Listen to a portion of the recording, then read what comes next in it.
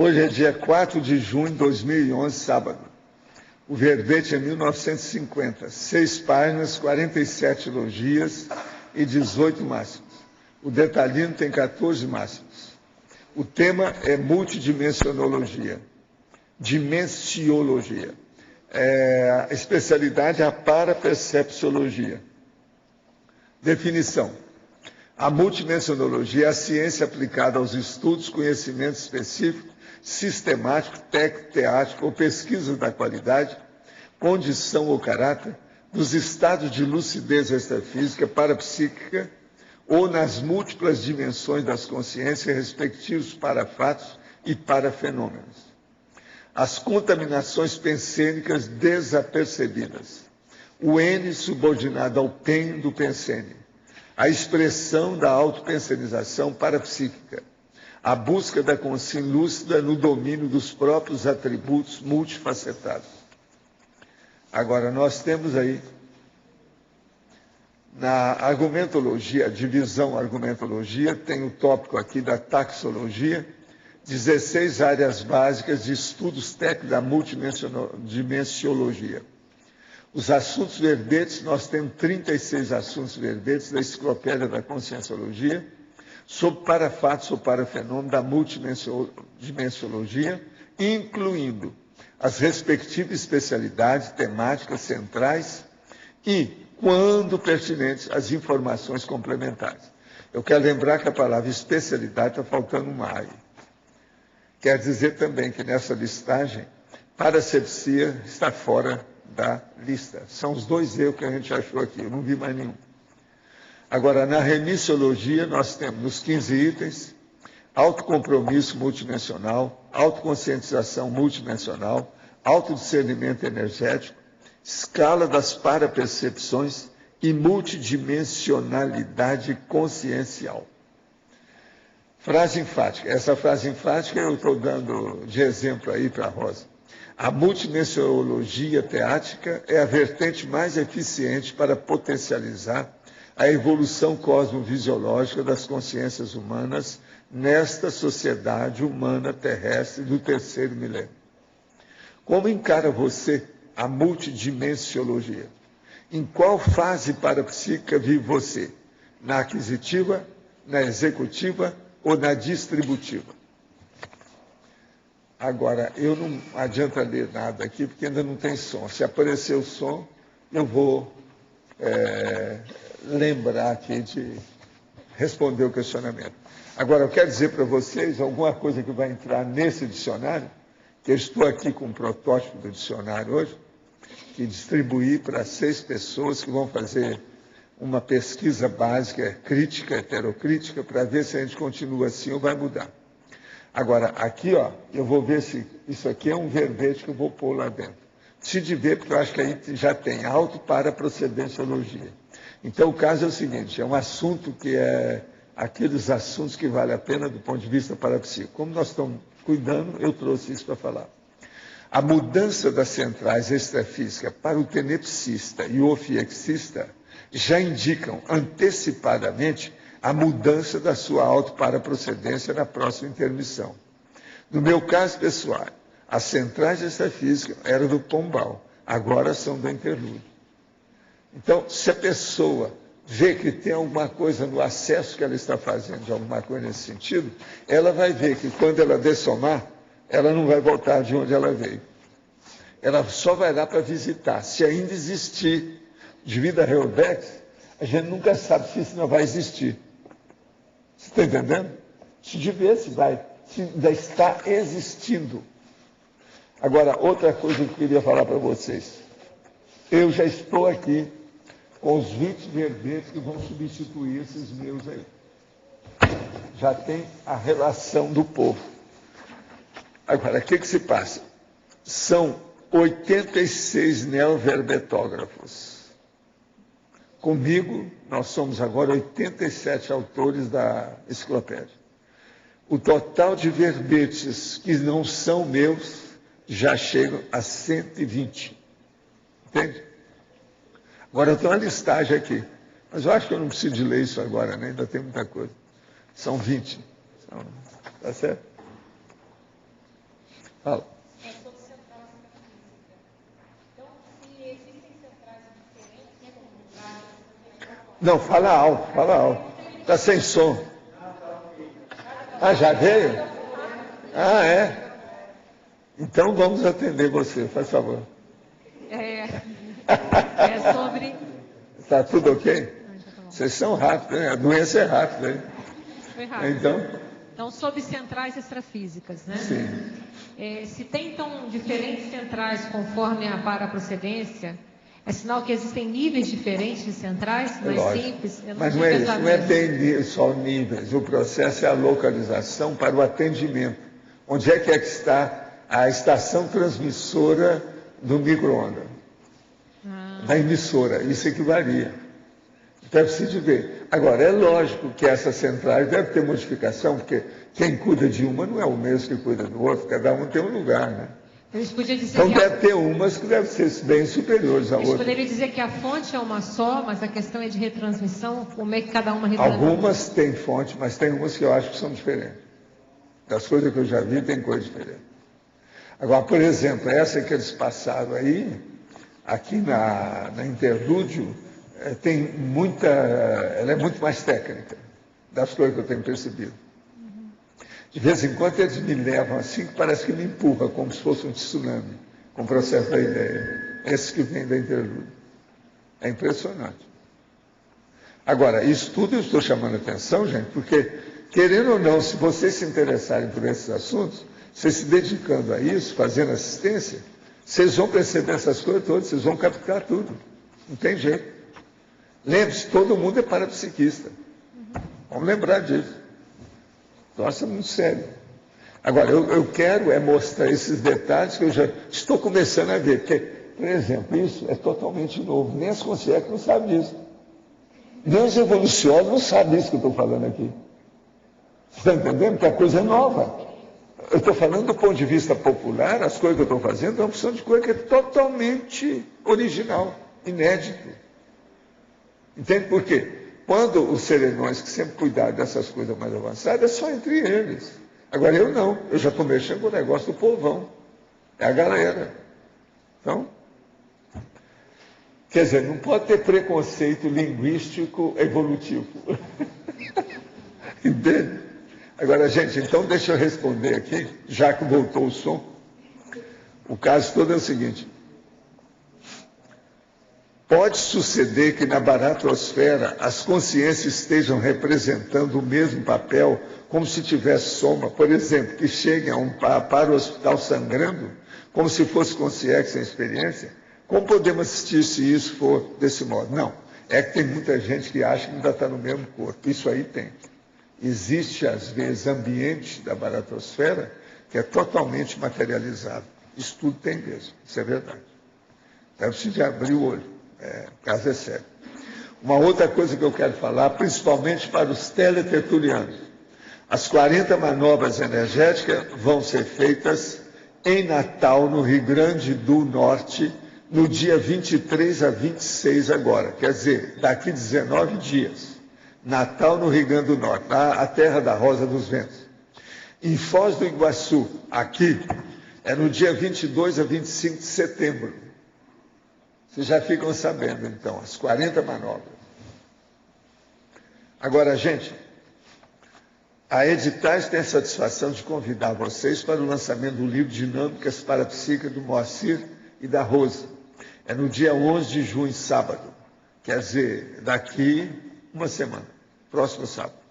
Lá no Discernimento, às 20 horas. Aí, o livro, a capa dele é mais ou menos isso aí. Vocês têm uma ideia. É as dinâmicas. Como todo mundo precisa da dinâmica, esse livro aqui, todo mundo precisa de ir lá, pegar, pode pegar até a assinatura deles lá, uma dedicatória, etc. Tal. E aqui, todo mundo está precisando de dinâmica, de modo que, vamos pensar nisso, né? É a hora da gente ver esse livro que vai sair. O livro está muito bem feito, tem muita coisa mesmo, vale a pena pensar. Agora, gente, eu quero saber se aquela pessoa que me perguntou sobre a monja está aqui, que eu não sei quem é. Ainda não chegou, então, mais tarde então eu torno a perguntar para saber, que já trouxe os dados para conferir aí. Pode falar, Marla. Valdo, você falou que há notícias, informações que você está mais por dentro até do que os evoluciólogos. Isso se deve à sua localização? Não é, ao fato de você estar... devido ao processo de ser material. Entendi. Antes, isso era só um petit comité. Você é um correspondente estrangeiro. Eu sou um correspondente estrangeiro e outra Entendi. coisa. Eu estou mexendo com o povão. Exato. Eles não mexeram, evoluciólogo Você tá e lá na serenão, frente. era só entre eles. Por exemplo, TENEPS, era um processo dele, o FIEX, tudo é deles. Isso aí não entrava em linha de conta da população. Então, agora, é o processo de central. Ninguém nunca falou nisso. Você já leu isso em alguma coisa? Do jeito que eu falo, tem que olhar do jeito que a gente está falando, que é a realidade dessa física que eles têm. Agora, veja, essas centrais, elas têm isso há muito tempo. As centrais começaram devido aos colégios invisíveis dos evoluciólogos. Eles é que precisavam mais disso. Então, as coisas começaram por aí. Quer dizer que quando você fala de a vantagem de estar no front da batalha, uma das vantagens é a captação de informações, né? E outra coisa, a vantagem mais séria é Da essa. assistência. Não adianta nada lá. Essa dimensão. Você na interlúdio é uma beleza, mas lá, eu quero ver aqui. O front da batalha, das 40 manobras, é aqui. O processo é esse. Então, isso muda tudo. Professor. Isso é igual a Cecília, ela sai de Medianeira todo sábado e vem para cá. A batalha é aqui também, não é só lá em Medianeira. Lá na sua casa de bem bom, no meio da grama, dos bichos, das frutas, tudo tem a terra. Eu ainda não entendi direito o que é original que o senhor falou por causa do O original é o seguinte, o âmbito, o perímetro, o universo que eu trabalho nunca foi trabalhado por ninguém. Você entendeu ou não? Sim, a minha freguesia é minha. Nunca ninguém teve essa freguesia. Então eu posso falar isso com papo cheio, etc. Tal. Você entendeu agora? Entendi. Mas assim, ó, Você está entendendo? Por exemplo, o Mar está trabalhando com as 40 manobras. Nunca ninguém trabalhou com isso do jeito que ele está fazendo. Tá, agora eu entendi. Porque o senhor tinha falado Você está trabalhando com a consciência dentro de níveis de estudo que ninguém nunca fez antes. Não adianta ter sido serenão, não adianta nada. Aí nós estamos dando uma banana para serenões e evoluciólogos. E outra coisa, ainda tem mais. Teleguiado e sempre consciente. Está tudo bem. Professor... Eles é que me chamaram a atenção para isso. Falaram assim, olha a sua responsabilidade, o que você está fazendo? Você é um bandeirante, é o corifeu. Sabe o que é corifeu? Qualquer coisa, olha aí o que é corifeu. Percussor. Precursor. Tem um monte de nome disso aí. Essa mudança, Valdo, então, de centrais, de alimentadores de centrais, quer dizer, essa Comunex Interlúdio é uma alimentadora dessa central. E agora eu penso... Dessas centrais extrafísicas. Eles devem aumentar agora as Comunex mais avançadas, porque estão destruindo as Comunex que não prestam. Esvaziando a parte extrafísica disso, com transmigração e o povo que ressoma, isso vai ter muito mais espaço para fazer mais centrais, etc. Isso aí pode ser até que vai proliferar. Você disse que quando uma pessoa identifica que ela está recebendo informações ou energias ou sentimentos das centrais de um lugar diferente, de uma Comunex diferente, ela vai mudar de para por exemplo, eu estava lá em Uberaba, já conheci o processo da central e não falava nada disso. Mas eu recebia de onde eu tinha vindo, que era o Pombal. Durante muito tempo eu até tinha as coisas e não sabia como é que estava o Pombal. Até que um dia eu saí do corpo com o tal mal, aquele negócio todo, e fui lá. Fui levar a minha mulher não aguentou. Depois nós tivemos que voltar, deixar ela no corpo e eu tornei ali. Depois disso eu estive lá mais umas 2 vezes por minha conta. Agora veja, eu vi então a situação toda, como é que estava instalado ainda, como é que continuava o trabalho, quem é que estava, tudo.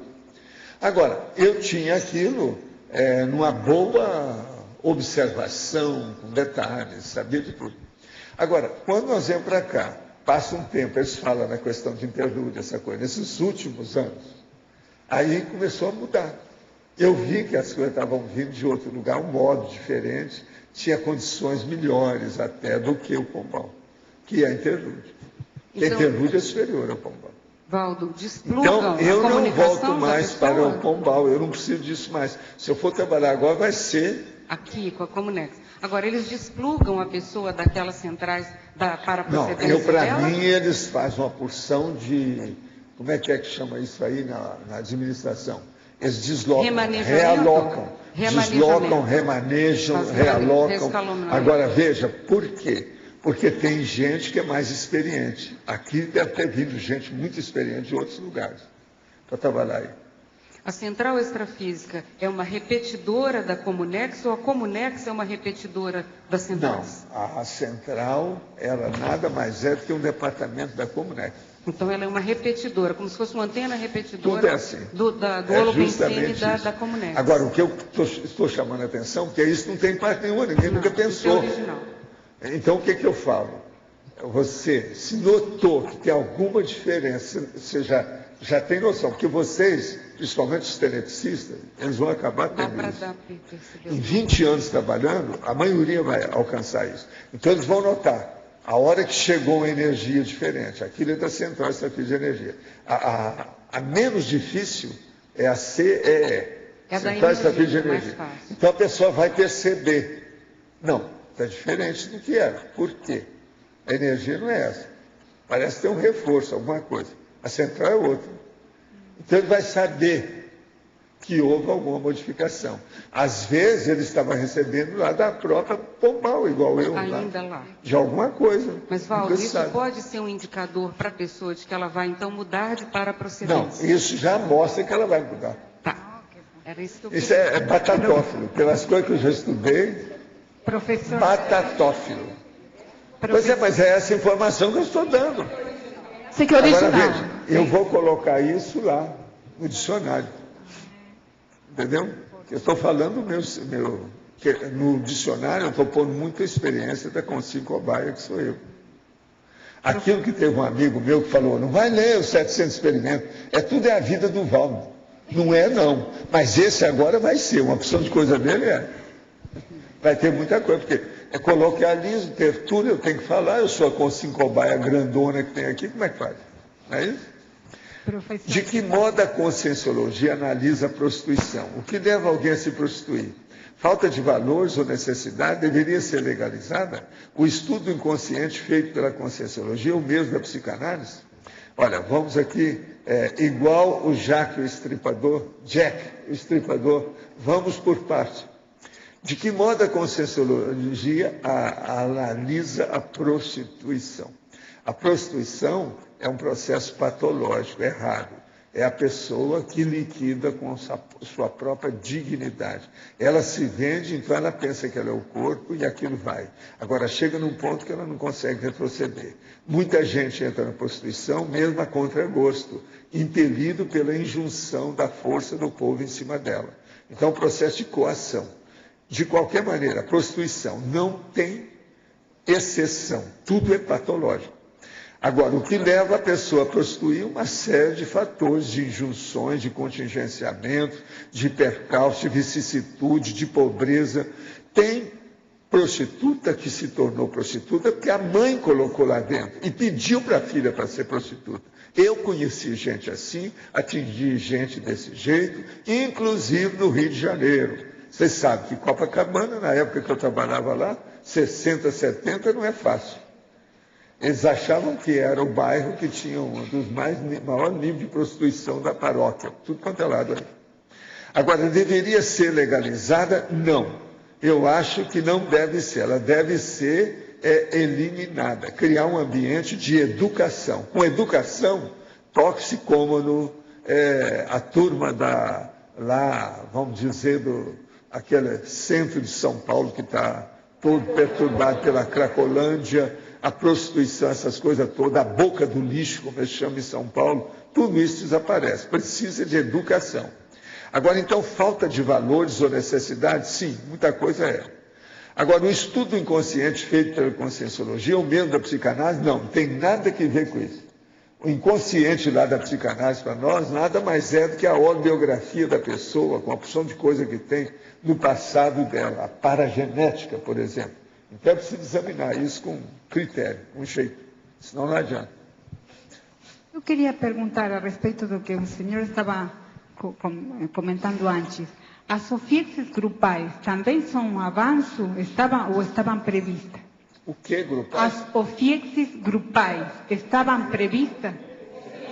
OFIEX, não. Essas aí não tem nada a ver com o peixe. Elas são mais avançadas, mas elas são distintas.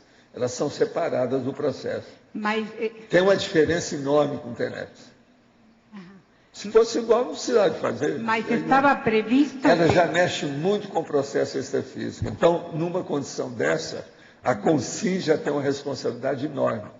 E a responsabilidade maior da CONSIM é permanecer viva. O ofexista permanecer vivo. Que isso é uma das coisas mais bravas que tem. Pensa nisso. Sim. Raciocina aí entre tenepsista e ofexista. E pense que a coisa mais séria do ofexista é permanecer rígido, sadio, homeostático, equilibrado, harmônico, que não é fácil. Porque ele está colocando um pé de lá e outro aqui. É o início para a pessoa se preparar para sempre consciencialidade. Então é muito sério. Agora, vocês já viram que essas coisas nossas são tudo super técnicas? Tudo é técnico. A matemática ficou desse tamanhozinho, viu, para você. Tudo técnico. É ou não é? O final, você está rindo, mas não é mesmo? É ou não é? O caso é muito sério isso aí, para a gente pensar. Agora, gente, eu quero mostrar aqui, já que agora nós estamos falando para a teletertuliana, isso aqui é a primeira edição do livro Dicionário de Argumento da Conscienciologia. Isso é um protótipo, quer dizer, é um rehearsal, é um ensaio apenas. São 7 volumes que foi publicado aqui encadernado. Ele tem 268 páginas e tem 711 verbetes prescritivos, para vocês terem uma ideia. Agora, olha só o tamanho das letras. Como é que ele é? É tudo grande porque os tópicos são enormes. Tem uns que são a página inteira. A página fica sangrada. Agora, o que se passa? Aqui, a linguagem é toda feita do ponto de vista de coloquialismo. E eu peguei 6 desses volumes, desses exemplares, distribuí para 6 pessoas que nos ajudam aqui mais chegado, para elas fazerem uma heterocrítica. Se deve fazer esse volume assim ou não. Se for fazer desse jeito, nós vamos fazer 10 ou 12 ou 15 vezes mais do que isso, que é o material que eu tenho para colocar aqui. É muito material. Entende? Só esse arquivo já tem 1.200 páginas lá. Mas eu tenho muita coisa para pôr aí dentro. Então, eu preciso de ver. Mas olha, ó, como é que fica sangrado? Tudo cheio. Então, a pessoa para estudar isso aqui e ler com calma, tem que ter... Então, tem mais espaço, as letras são maiores, é fonte 12, é de propósito. Agora, ó, só para vocês saberem como é que eu gosto de crítica, e acho que a crítica ela é inavaliável, página 267, heterocrítica. Então, eu explico aqui o que essas 6 pessoas vão fazer. Esse texto é um rascunho, tudo pode ser alterado para melhor. E por aí vai. Então, eu coloco, por favor, 2 pontos. Peço a opção de coisa. Depois, questionamento. Faço 7 questionamentos para a pessoa. No fim, eu ponho aqui, thanks. Obrigado. Entende? Agora, ele não está ainda 100% na forma que vai ser.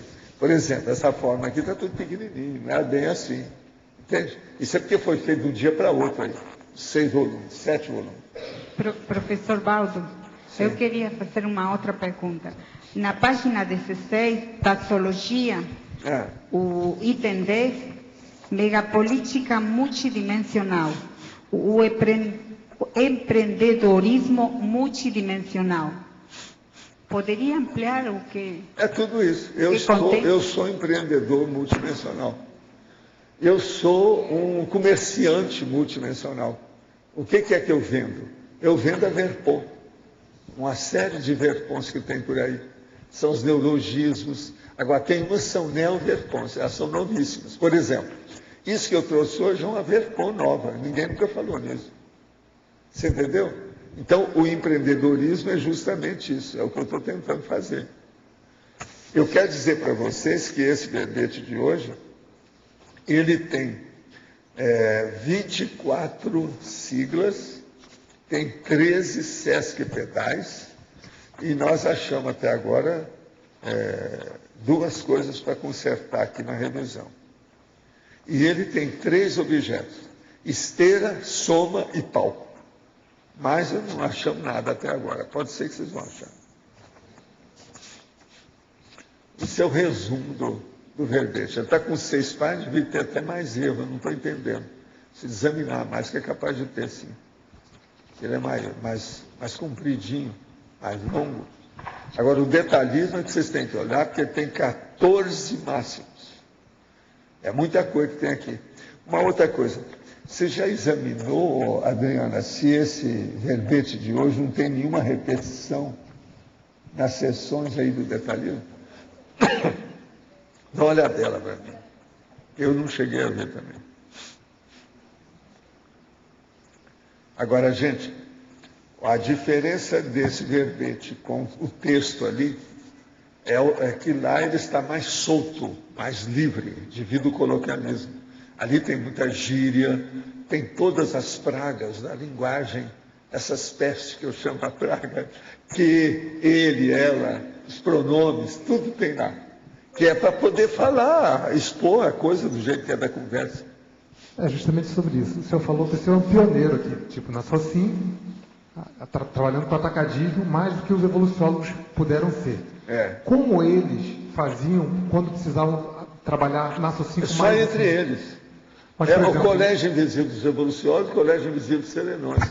Mas, por exemplo, eles não usavam o autorado para isso também, de alguma maneira? Eles não escreviam livros também, conseguiam atacar, também fazer eu penso que alguma ou outra aí andou escrevendo, apareceu alguma coisa. São esses que o povo usa até hoje por aí.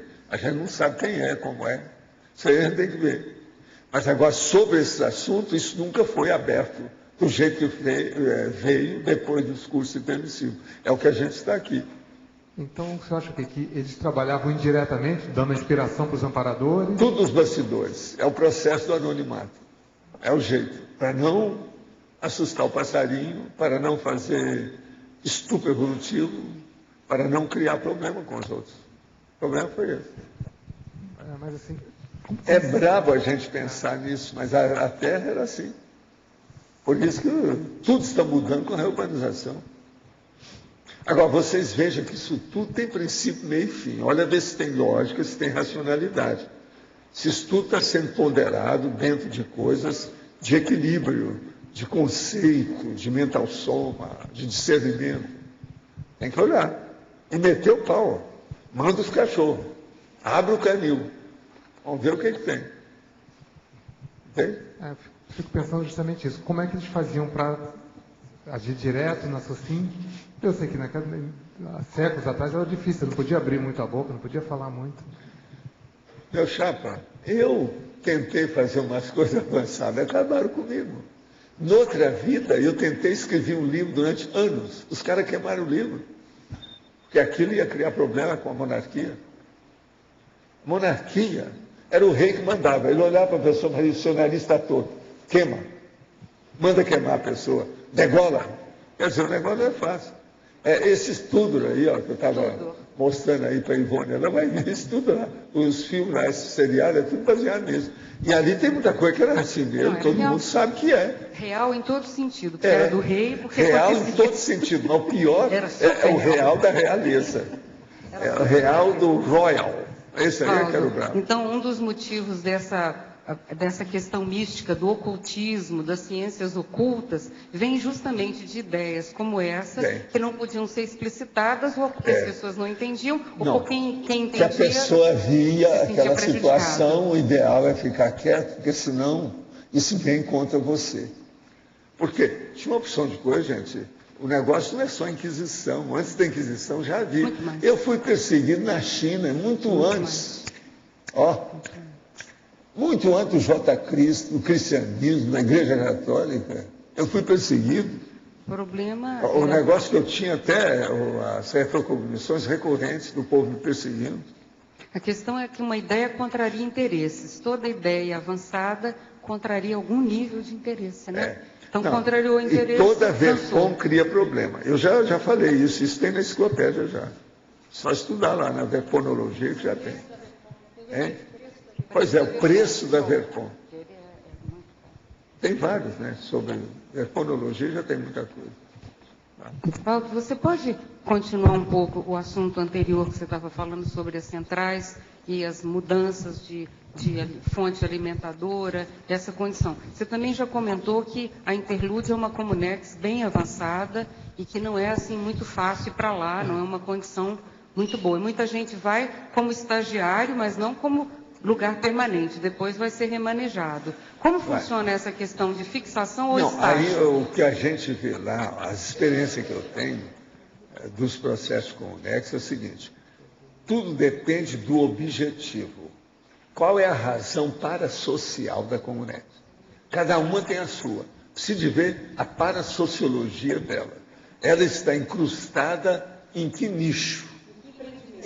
Qual é a linha de manifestação que ela tem? Isso aí é que a gente tem que estudar. Isso varia. Agora, por exemplo, o que eu vejo é o seguinte: eles estão dando o máximo na questão da Interlude, para ela ser assim uma espécie de protótipo. Por isso que a gente tem que dar o máximo aqui, para que essa Cognop seja uma espécie de protótipo. Não estou falando só do ponto de vista físico, mas do ponto de vista das ideias. Por exemplo, essas 18 ICs com as outras 5 pré-ICs que tem aí. São 23 ao todo atualmente. Né? Valdo, então, isso aí é que a gente tem que olhar. Isso aí é que é o protótipo, é a coisa séria. Quer dizer que tem relação assim, o fato aqui, da pessoa... Acho que foi. Escuta, foi você que queria saber o caso da monja? Não foi você não, né? Teve uma pessoa que perguntou aqui para mim. Eu quero saber. Nós queremos. Pode falar. Eu estou atrás de uma pessoa que esteve aqui rapidinho, ontem me pediu para trazer os dados. Pois que queria saber o dia exato, quando foi, na semana e no mês. Eu trouxe agora meus dados. Hein? Sei, mas agora já tem quase todo mundo aqui, ainda não chegou ainda a pessoa. Eu vou perguntar para todo mundo que chegar, e até saber quem é. Posso continuar na mesma linha? De acordo, então, com a pessoa estar alocada numa tarefa, no empreendimento, no empreendedorismo multidimensional que você falou, de acordo com a tarefa, que aquela pessoa pode ser fixada nessa Comunex? Seria através disso? Do tipo de trabalho que está sendo feito? Parasocial, que você falou aqui? Agora, tudo depende aí da ficha da pessoa e o gabarito que ela tem. Quer dizer, qual é o processo do perfil dela, a competência que ela tem, FEP e perfil. Então, com isso, então, ela se adapta. Agora, veja, as renovações são muito rápidas extrafisicamente, devido à taquiritmia. Se a pessoa mostrou que ela tem uma certa agilidade, competência, maior eficácia, aquele processo todo, ela, na mesma hora, sobe muito rapidinho. Então, o processo hierárquico de serviço de evolução, extrafisicamente, ele anda mais rápido, devido ao processo da meritologia. Agora, falar em meritologia, eu queria dizer que nós temos aqui 2 professores ali. Aquele que está escuro, lá, de roupa escura, é o professor Vasconcelos. E o outro é o professor Lins. Vocês olham bem e vamos dar umas palmadas para eles.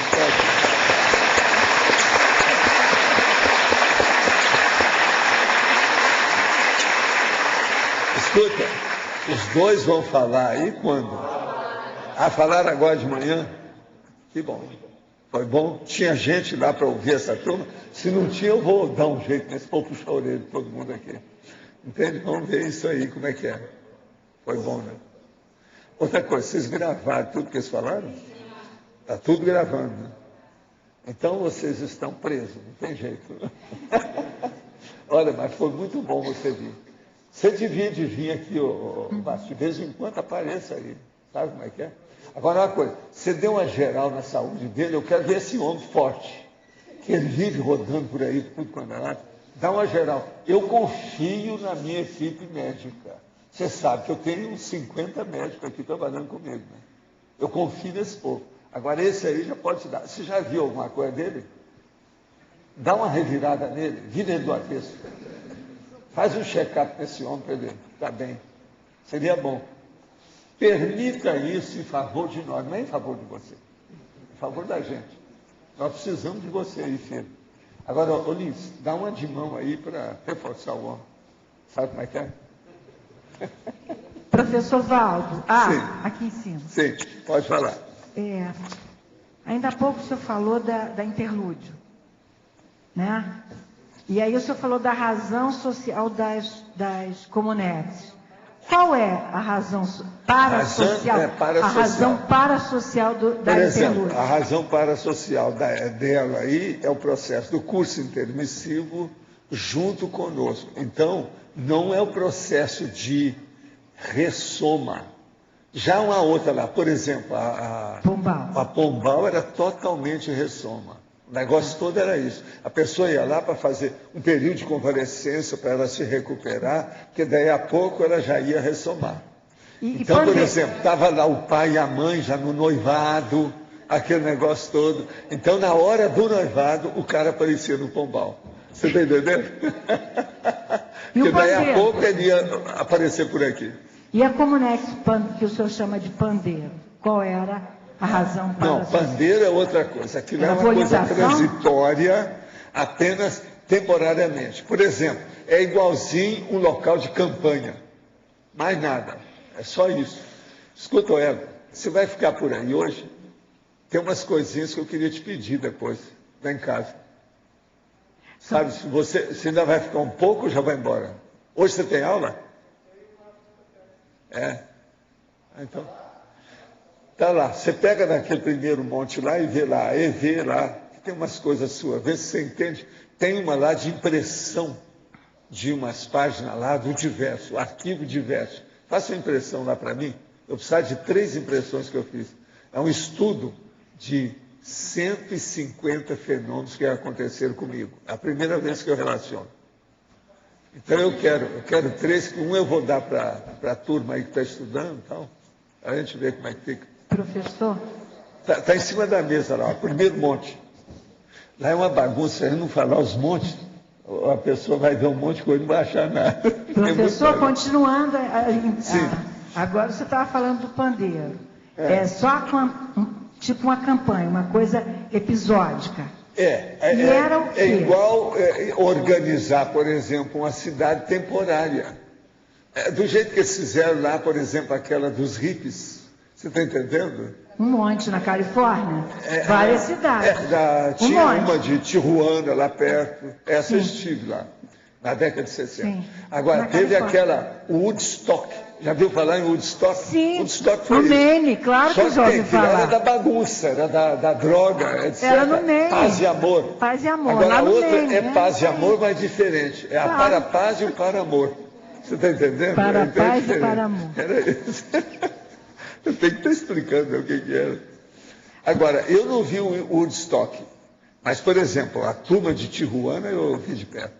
Eu fiz assistência, atendi gente e tal. Tijuana era na Califórnia também, ou era no México? Tijuana é no México, junto à Califórnia. Tá.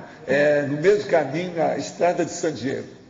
Você tem uma ideia? San Diego, Professor, sou eu ainda. Pois é, ontem eu estive na Conferência Municipal de Saúde. Eu desisti hoje.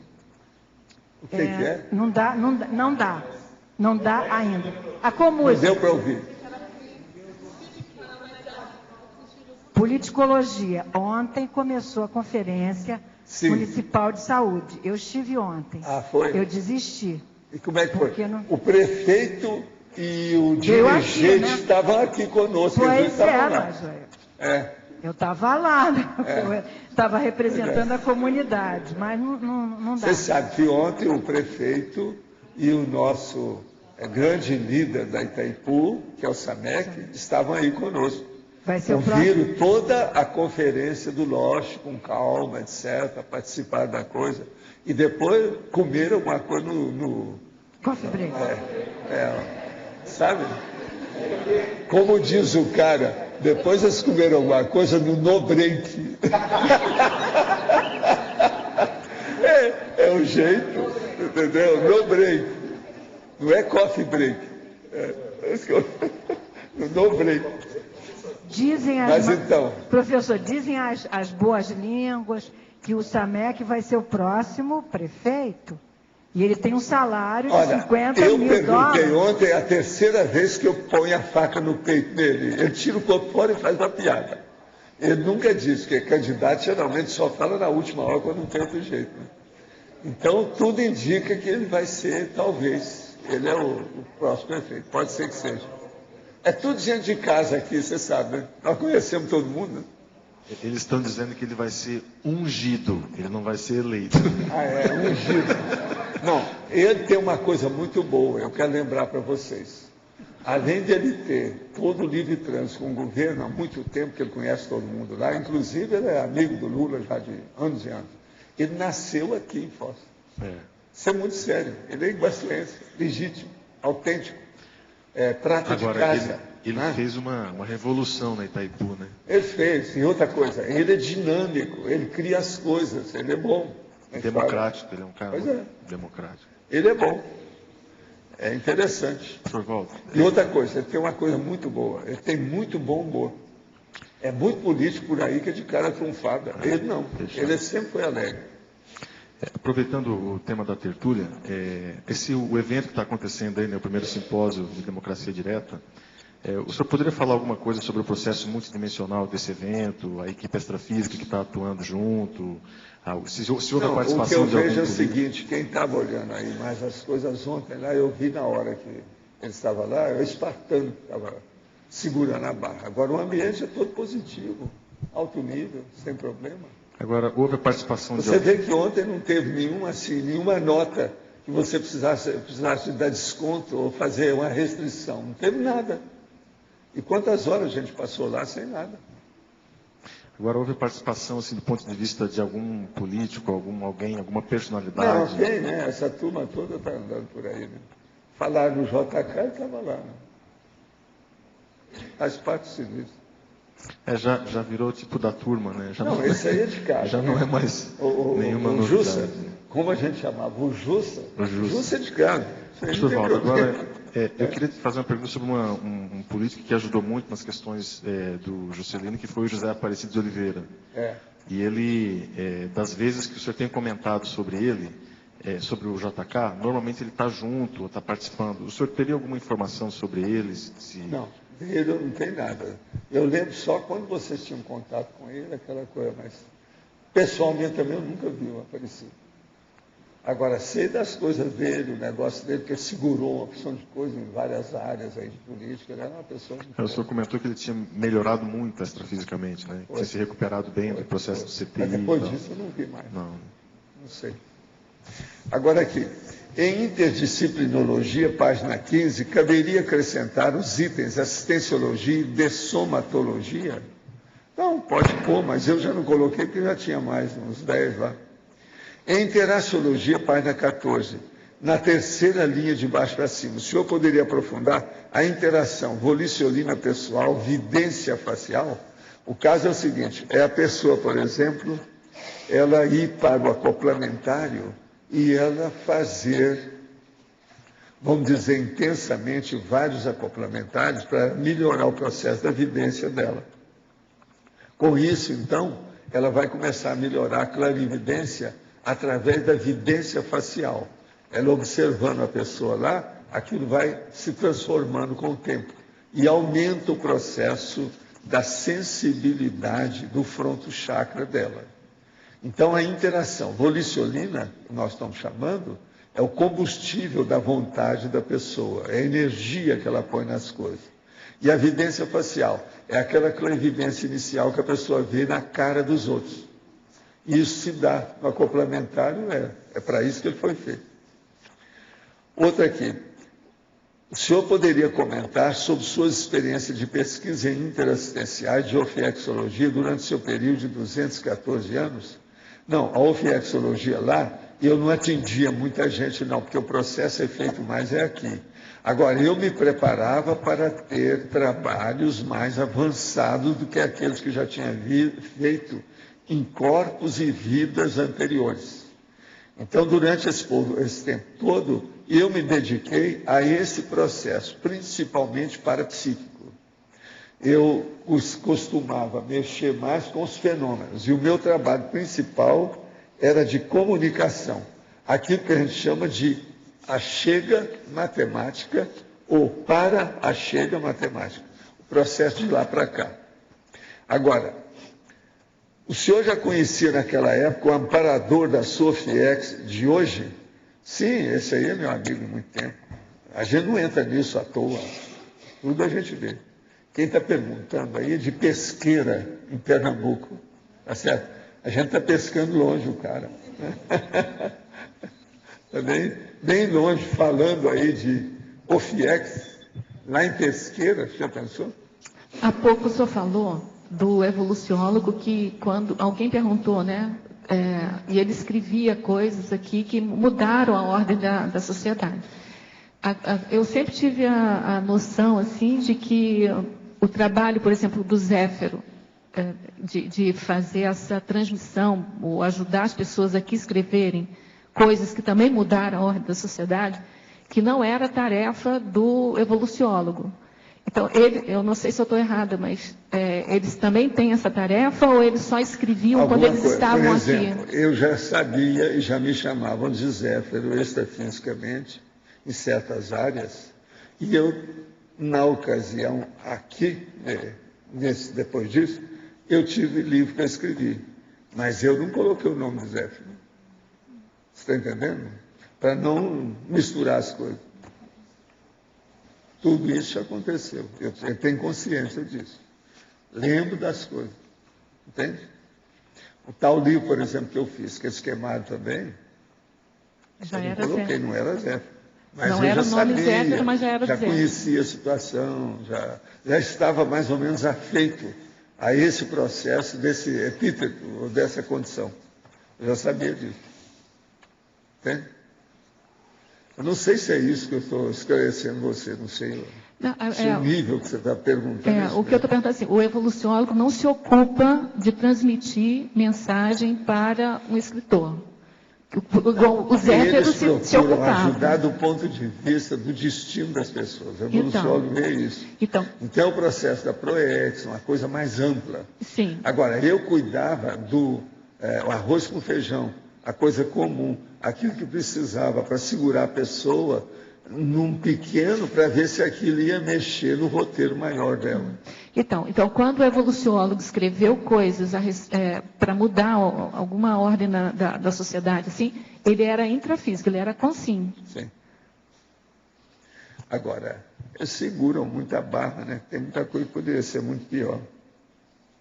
Isso é aquele cara que começou a fazer muita projeção e viu as coisas extrafísicas. Aí ele chegou para mim e disse assim, Valdo, se os amparadores não segurar, o trânsito vai matar uma boa parte da pessoa da cidade numa semana. Quer dizer, tem muita coisa que eles têm que segurar. Se observa o tanto de pessoa doente que tem. Pela OMS, Organização Mundial da Saúde, 1 em 4 pessoas tem alguma psicopatia. Com esse tanto de carro e gente diferente dirigindo, 1 em 4, pensa bem, era para matar muito mais. Isso tudo eu expliquei para a pessoa, falei assim, olha, em parte você tem razão, o negócio é assustador, mas o problema é que está tudo sob controle.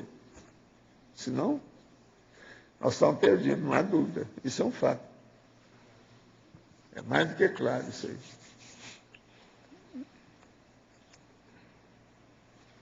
Que página 16, na taxologia, item 10 é o último, você fala da megapolítica multidimensional.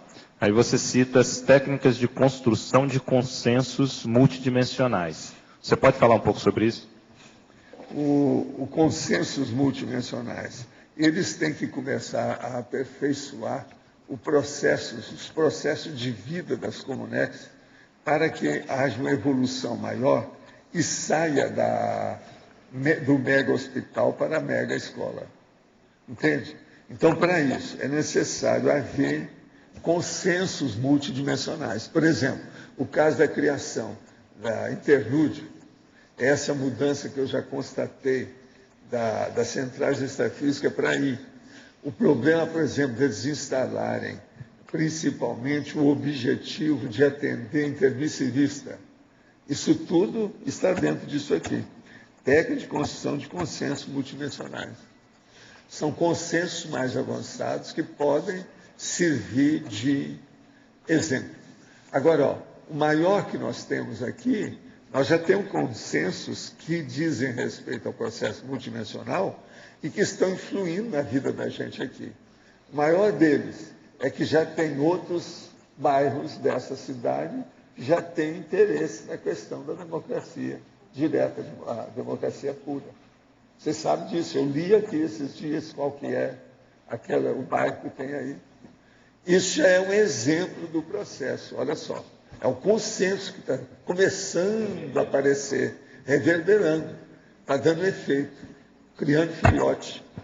Agora, isso tudo demora, porque tem os canais, né? Vamos dizer, as ondas de baixo. Não, mais especificamente, a construção do consenso, ele se dá como? É tipo... Se dá pelo exemplo e a vivência. E demora muito, mesmo extrafisicamente, tem que ter a vivência, a para-vivência do assunto.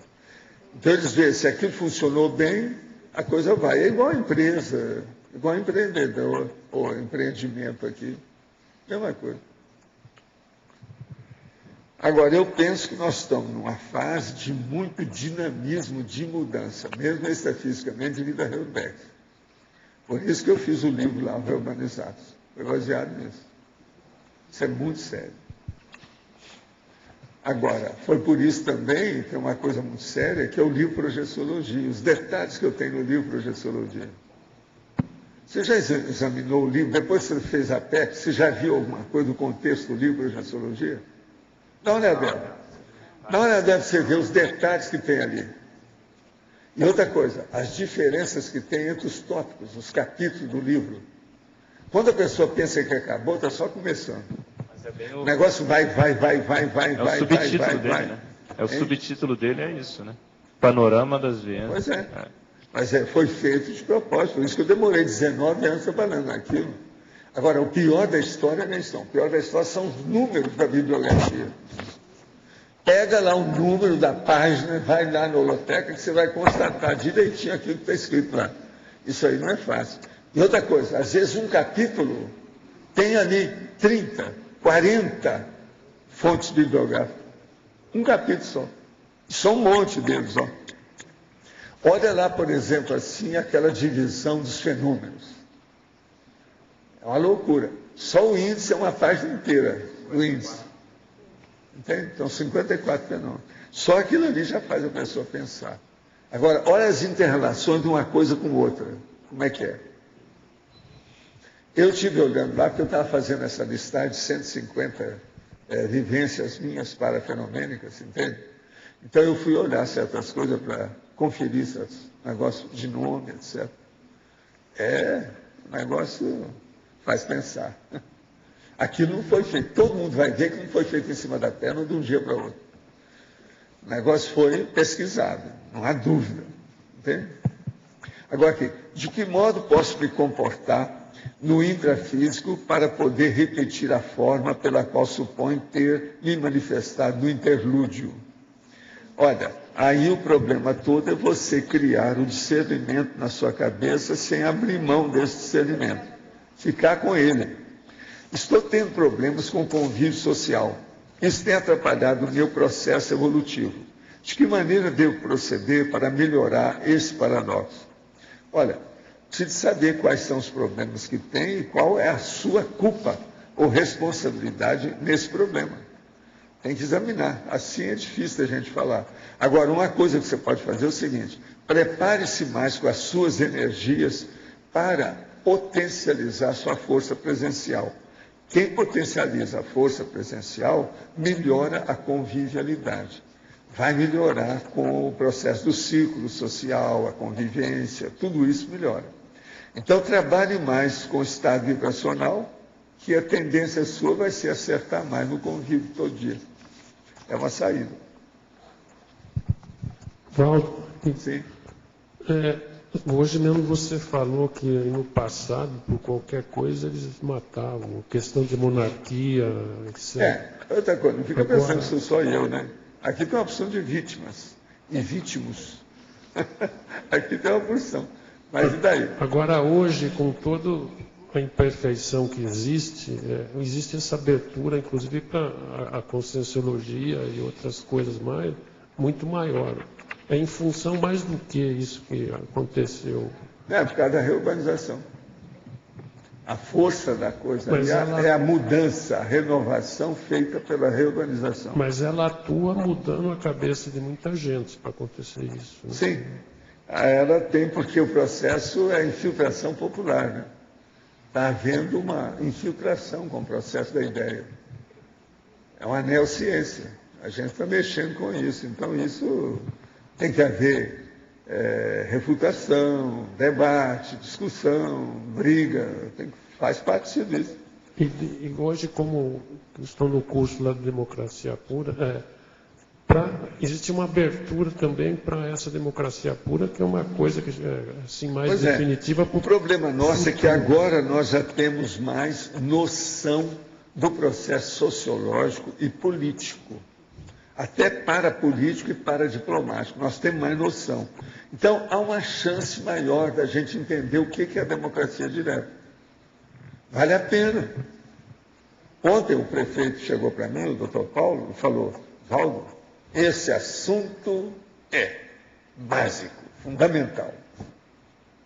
Depois o Samek virou para mim e falou assim: gostei demais desse assunto. Isso é em cima. Quer dizer, só não falar aquelas palavras que eu falo, trinques e tchan.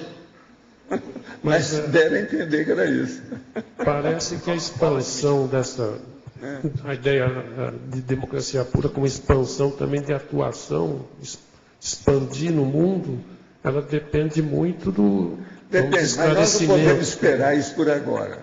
Você está começando a fazer carinho numa sementinha. Ainda tem a semente, tem que brotar, depois tem o caule, a haste, até criar árvore. Mas isso ainda não basta. Depois tem que fazer uma floresta daquelas árvores. Então, como é que fica? Falar em floresta, ontem eu estive lá com o César e a Graça para examinar o serenário e a área lá da Sinvex. Lá criou um mato, desde que eu estive lá. Virou uma floresta, a área toda. Eles não mandaram limpar, antes tinha grama. Atualmente está assim, de galho. Essa terra aqui é impressionante. Se você deixar, ela vira a mata, do jeito que tem essa aqui em cima. Lá está desse jeito. Então nós vimos que lá os proprietários antigos andaram plantando um big de um pomar. Então hoje eu dei uma cantada aí no Roberto, que vai dar uma cantada também por tabela lá no Luiz. Eu estou falando que o Luiz está ali. Para você, Luiz, que é o homem do trator, ir lá e dar um jeito. Tem uma porteira. Você entra naquela porteira e dá um jeito de deixar só as árvores básicas, frutíferas, dentro daquele pomar. Você já viu esse pomar? A gente já limpou 3 vezes ele. Sei, não, mas vem cá. Só que ele depois lá ele já tá fecha. Assim, ó. Não, é enorme. Limpa aquilo, porque você sabe, nós não podemos deixar as árvores silvestres tomar conta das árvores frutíferas, que aquilo vai embora. Ali cresce mais. Está perto do rio. A terra é boa aqui. É uma loucura. É um dos lugares mais bonitos que a gente tem. Você já viu o tanto de árvore que tem lá, não já? Sim, a gente já limpou já. Então, pega o Roberto aí, vê o que vocês fazem, põe gasolina nesse trator e vão em frente, vê o que vocês fazem lá. Lá está precisando. Eu estive lá ontem, sabe? Para ver, com o César, para ver a situação. Mas nós não chegamos a entrar, porque a hora que eu vi, eu disse, não, aí eu tenho que arranjar minha armadura para entrar. Que a mata está fechada, não dá para entrar assim. Entende? Vai ser bom. Só o que não conhece, é um dos lugares mais bonitos que a gente tem em toda a região. Essa área toda, a Sinvex tem uma mata bem bonita. Acho também que o César ainda não está usando o pomar como devia na Vila Consciência. Aquele pomar é da Vila Consciência. Nós temos que dar um jeito. A Vila Consciência, vocês sabem, já tem uma opção de casa, as coisas já estão começando, tem casa grande, casa pequena, viu? Tem casa de 200 metros, tem casa de 70 metros quadrados, tem de todo jeito lá. Vale a pena ver. O negócio não é fácil, não. Agora, quando vocês limparem dessa vez, vocês me falam que eu quero ir lá no pomar para ver como é que está. Eu quero marcar a geopolítica do pomar para mim.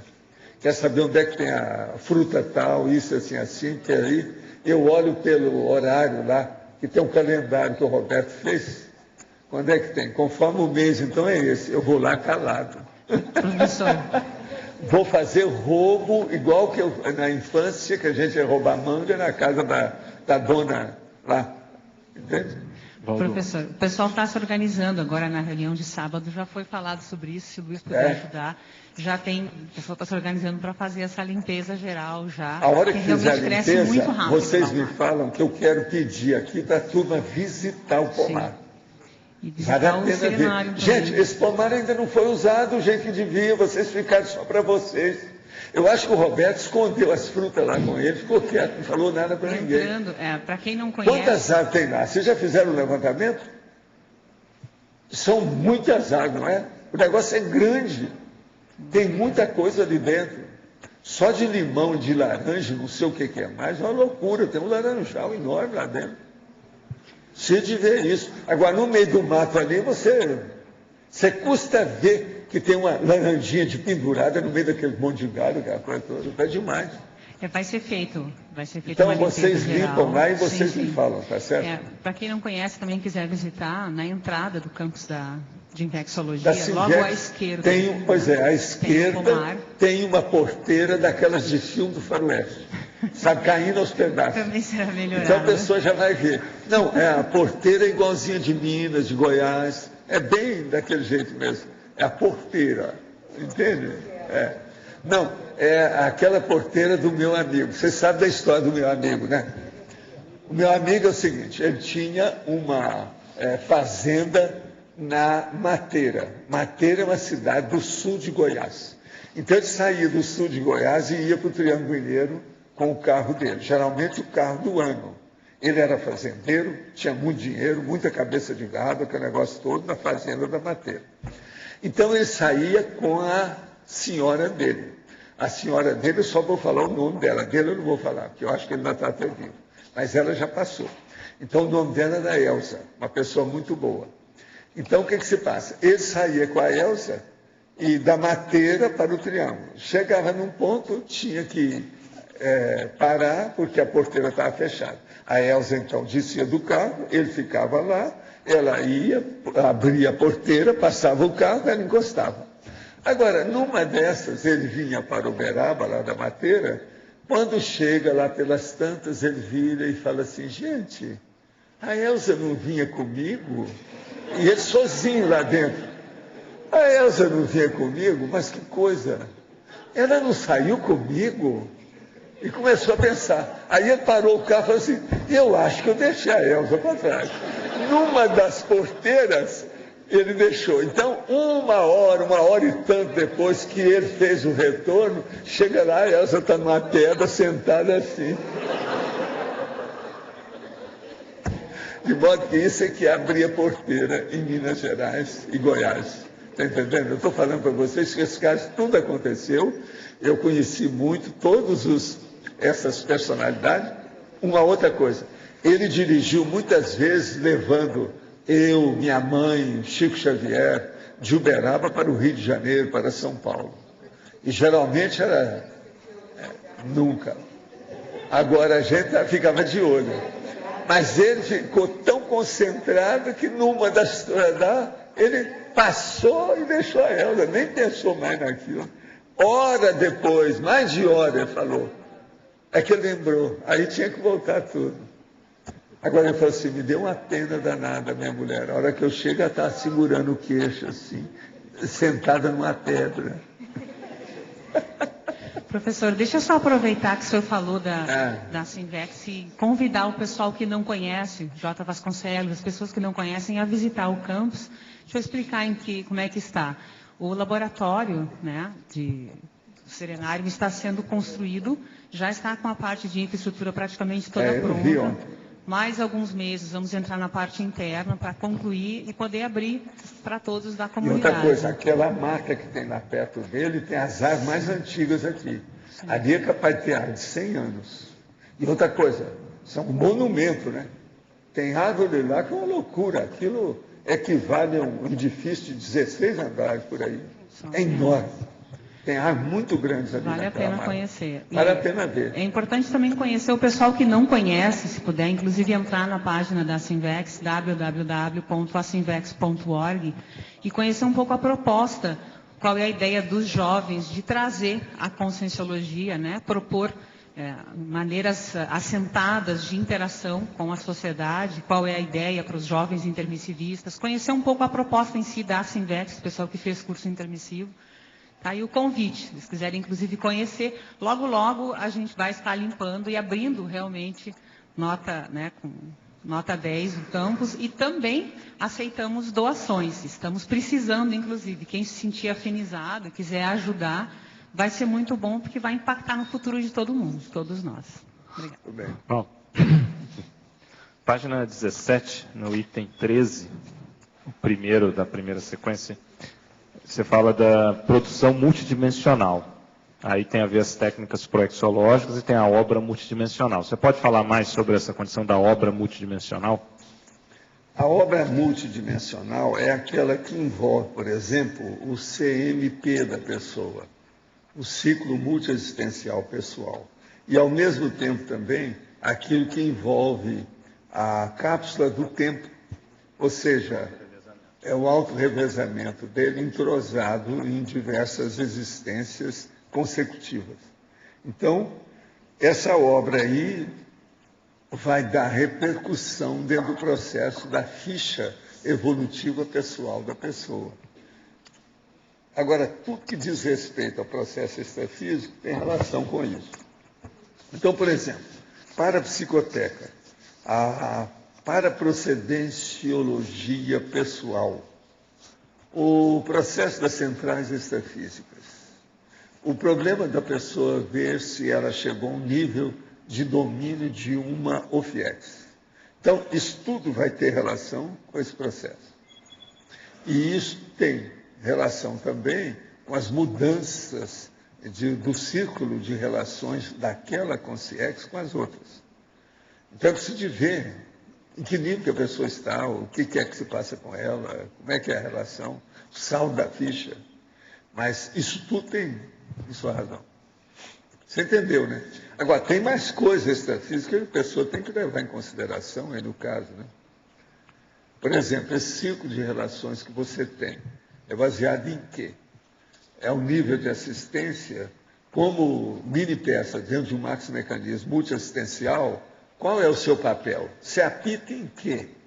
O que você faz? De que modo que é? Porque nós vamos ver que a própria profissão da Consim aqui influi no nível do apito dela como mini peça. O apito que eu estou falando, o que ela apita, o que ela faz? Qual que é a responsabilidade dela, o empreendimento que ela desempenha, aquilo que ela desenvolve? Isso aí é seríssimo. É justamente isso que o povo chama, né? O apito. Você apita o quê aqui? O que você faz? Então, o processo aí é muito sério sobre esse aspecto. O comunismo analisado pela conscienciologia é algo que deva ser combatido de maneira como é feito pela sociedade moderna? É lógico, né? Se já acabou é porque não prestou. Tem que arranjar uma coisa melhor. O processo é arranjar um socialismo adequado que entra dentro daquilo que nós chamamos de megafraternologia. Isso é que é o ideal. Esse comunismo que foi feito de ditador para escravos e vítimas. Quem matou mais gente nesse planeta até hoje foram os comunistas a partir do Stalin. Ele matou mais do que os nazistas. Então pense bem nisso. Outra coisa. Minha mãe tem 42 anos e gostaria de saber o que precisa fazer para melhorar a memória. Ela tem dificuldade para reter informação ou lembrar das coisas. O que seria melhor para ela? O melhor é ela melhorar o uso da cabeça, da parte intelectual, intelectiva. Associação de ideias, ter uma leitura maior, procurar registrar as coisas, arranja para ela um laptop, dá para ela fazer arquivo e anotar a vida dela, as coisas que ela tem. E junto com isso, ela tomar algum remédio. Por exemplo, um remédio que se dá muito por aí é o ginkgo biloba, do ponto de vista do... Mas é preciso do médico examinar se a pessoa não está tomando outros remédios, o modo que é. 42, é preciso saber dela se a dona menor já chegou ou não. Isso tudo tem que ver. Você sabe o que é a dona menor. Se não sabe, depois você pergunta aí que a gente fala. Mas agora... Então, o que seria melhor é acertar essa situação. Agora, pensa bem na questão do ginkgo biloba com o médico, para ver se ela pode tomar. Isso, às vezes, pode ajudar a concentração mental e a memória dela através de ginkgo biloba. Poderia aprofundar em Pensenologia, página 3, última linha, a expressão da autopensenização parapsíquica. A expressão da autopensenização parapsíquica. Então, veja, vamos entender bem. Você pensa o tempo todo. Toda consciência tem um pensamento ininterrupto. Isso aí cria a autopensenidade da pessoa. A pessoa pode ter pensenes triviais, ou ela pode ter aqueles parapensenes, que é o pensene de base extrafísica, ou multidimensional, ou parapsíquica. Então, o que a gente quer falar aí, isso é a expressão do seu parapsiquismo dentro do seu micro-universo consciencial. Intraconsciencialmente, qual é o percentual de manifestação pensênica parapsíquica seu? Então, o que é que você pensa em matéria de parapsiquismo? Uma boa parte do povo não pensa, é zero pensamento, não tem pensene sobre parapsiquismo. Agora, depois que você chegou à conclusão que você tem um certo percentual de parapsiquismo naquilo que você penseniza, existe uma segunda pergunta mais cretina ainda. O que você faz com esse seu parapsiquismo? Você aplica isso em favor dos assistidos? Quer dizer, você trabalha com a interassistencialidade? Isso é o outro ponto também sério dessa história. De modo que isso aí é que é importante. Quem está falando aí é o Luiz, lá de Córdoba, na Argentina. O Luiz Lopes, que ele foi para lá. Córdoba é a província que tem lá o australiano. Ele mora lá, ele trabalha lá. Aqui no D. Sim. Na pergunta anterior do Loche, você falou sobre a condição da profissão intrafísica relacionada com o extrafísico, com o que apita lá e aqui. Você pode aprofundar isso? Eu acho o seguinte, por exemplo, entre essas profissões, aquelas que funcionam mais, tem duas que funcionam mais do que as outras. Aquela dentro da área da saúde e a outra dentro da área da docência, da educação. Essas funcionam mais e têm mais raízes extrafísicas. Por quê? É na área da assistencialidade direta. A assistencialidade geral, a partir do soma, que é a área da saúde. E a assistencialidade mais específica, a partir do discernimento, que é o processo da educação. Então, isso tudo é uma coisa mais do que lógica, se vocês pensarem. Nada de tudo que tem aí, dessas milhares de profissões e ocupações que as pessoas têm, nada é superior a isso. Então, vamos pensar bem. A filosofia é secundária, o direito é secundário nesse caso. O processo é, primeiro, a área da saúde. Segundo, a área da educação. Agora, a educação é superior à saúde. A saúde é uma coisa temporária. Agora, a educação é para sempre. Então, a gente tem que pensar nisso. Mas ela vem em segundo lugar. Porque não adianta nada uma pessoa que não tem saúde, ela querer você colocar alguma ideia nova na cabeça dela atrás da testa. Porque ela não funciona. Se ela está morrendo de fome, não adianta nada. Então, tem uma opção de coisa nesse sentido que a gente tem que entrosar para dar certo. Senão, não dá. Valdo, na página 17, o item 11 ali, para história multidimensional, na primeira linha. Sim, a dinâmica multidimensional, as técnicas retrocognitivas e historiográficas. Você poderia falar um pouco mais sobre isso? Olha, a coisa mais séria é a dinâmica multidimensional, vendo o que é que serve do passado da gente e o que você tem que esquecer do seu passado. O passado só vale para nós revermos aquilo que a gente errou, para não tornar a errar de novo. De modo que é muito sério isso. Outra coisa, eu aqui não estou falando, por exemplo, técnicas retrocognitivas históricas, não. Eu estou falando técnicas retrocognitivas historiográficas. que é aquilo que você pega a história e descreve a história do jeito que deve ser. Para dar um exemplo, a coisa mais séria não é o historiador, é o historiógrafo. Hoje eles já estão fazendo até mais. Tem aquele nosso amigo, que hoje era escritor, que era jornalista, que ele foi lá em casa e eu então incentivei muito para ele fazer o livro. Hoje ele é escritor de sucesso, aquela coisa toda. Agora, o que se passa? Ele então, quando esteve aqui comigo, estava falando que ele agora não, eu agora sou historiador. Eu falei assim, ainda não chegou no ponto. Você vai ser agora historiógrafo.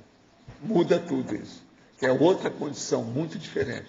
Que o historiógrafo, ele já mostra que tem responsabilidade da narração dos fatos corretos. Não são as versões fajutas, mas a narração do fato correto, aquela melhor versão mais realista do processo. Esse aqui é o historiógrafo. De modo que aqui, ó, isso aqui também é sério, a para-história multidimensional dentro da historiografia. Então, pense no processo da historiografia multidimensional. Tudo muda, tudo se amplia.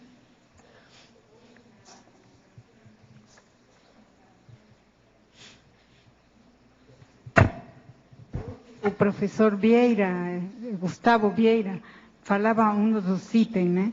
Eu lembrava democracia, memória e verdade. Então, a historiografia teria um papel... A historiografia é justamente isso, ela chama atenção para a memória e para a realidade dos fatos. Isso. Tudo tem que ser baseado nos fatos explícitos, verídicos. Agora, aí a glasnost, a transparência, senão não adianta. O Walter. No caso, a retrocognição transforma a pessoa no historiógrafo, né? Porque ela vai contar, não a versão oficial, mas a versão real como testemunho ocular. O historiador é aquele professor de curso secundário que só fica repetindo as lições que a história conta para ele no livro que já tem, aquela história oficial, institucionalizada. Esse é historiador, isso não resolve. Agora, o historiógrafo é aquele que estudou com mais profundidade. O Brasil tem uns 3 grandes. Internacionalmente tem vários aí. E tem uns que são historiógrafos e que são muito combatidos, porque tem, às vezes, ele pega um ponto de vista e fica apaixonado com aquilo. Muitos foram do ponto de vista do marxismo. Esses erraram a porção. Vocês viram um dia desse que eu estava falando aí do Habermas. Eles estavam... Outros vêm para fazer a retratação das consciex, porque elas não podem falar, eles fazem a pesquisa histórica e fazem a retratação e a versão correta dos fatos. Marco, tem uma coisa ainda pior do que isso, que eu acho, que é a situação que eu já comecei a viver há alguns anos. Eu estou chegando aos 80 anos.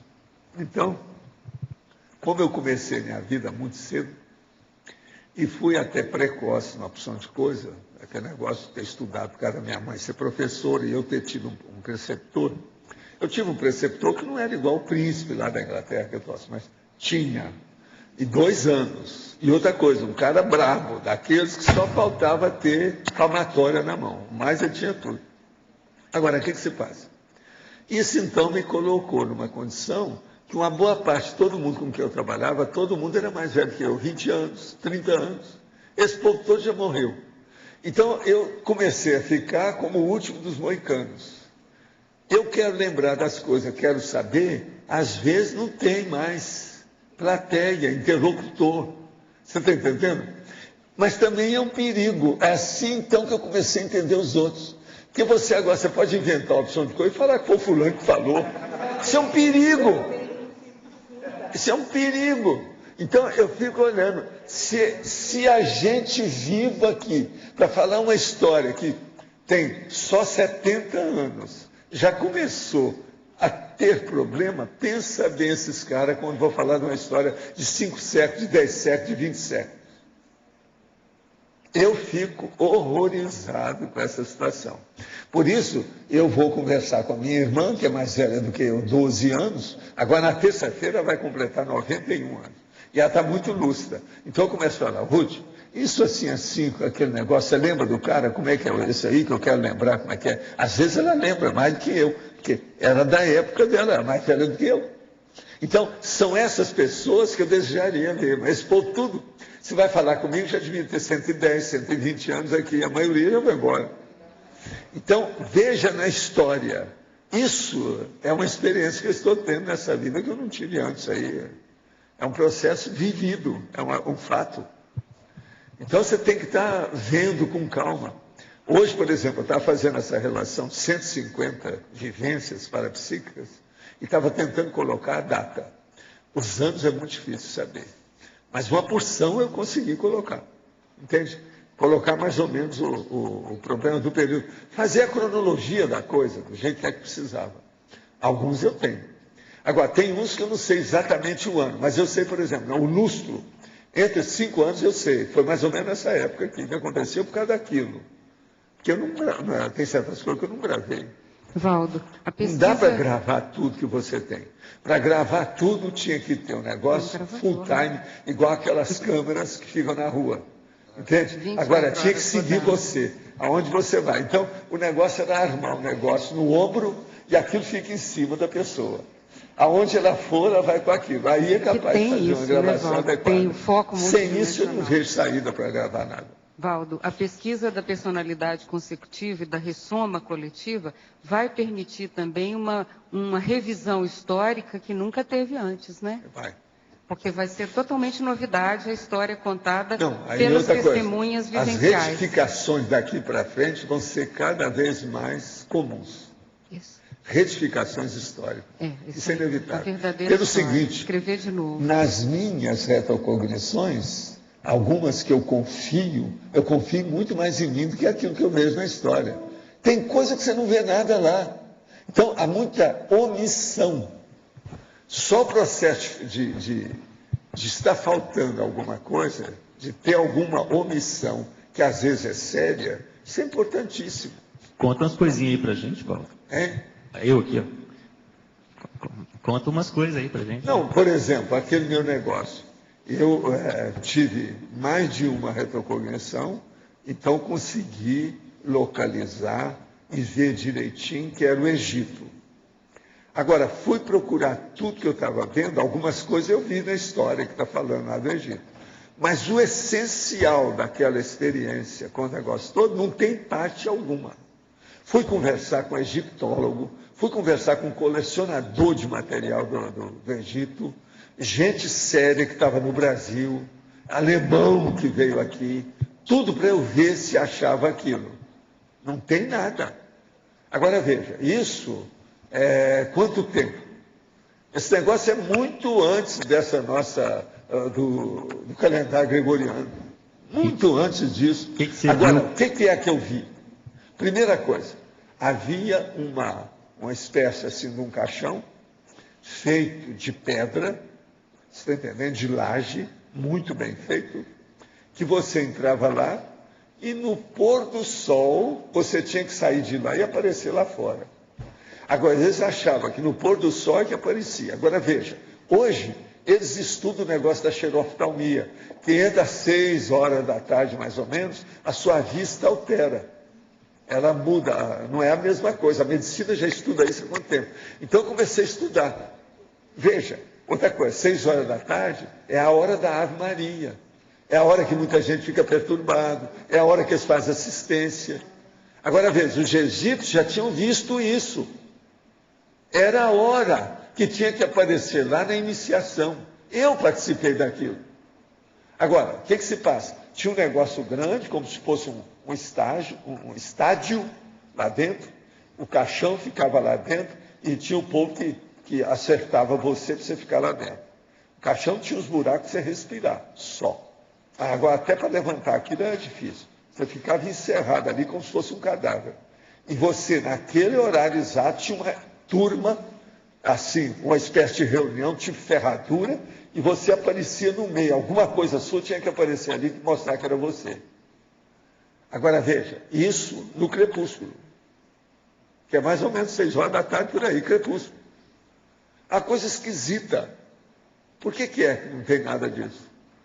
Agora, eu falei com alguns que eram especialistas, eles viraram para mim e falaram assim, olha, isso aí que você está falando tem alguma relação, porque eles eram muito preocupados com o negócio de morte, a outra vida, esse negócio todo.